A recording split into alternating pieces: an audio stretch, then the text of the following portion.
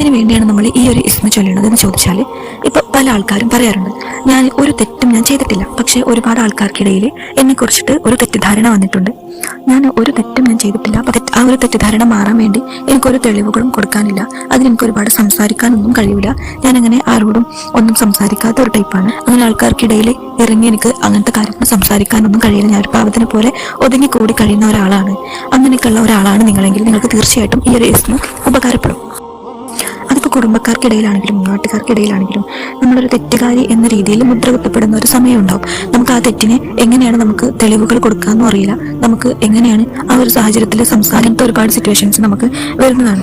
മാത്രമല്ല, ഈ ഒരു കാര്യം നമ്മൾ ആരോടും പറയില്ല, അതൊക്കെ ഉള്ളിൽ ഒതുക്കി നമ്മൾ കഴിയും. ഇന്നത്തെ കാലത്ത് പണവും പ്രശസ്തിയൊക്കെ ഉള്ളവരുടെ വാക്കുകൾക്ക് മാത്രമല്ലേ വില ഉണ്ടാവുള്ളൂ.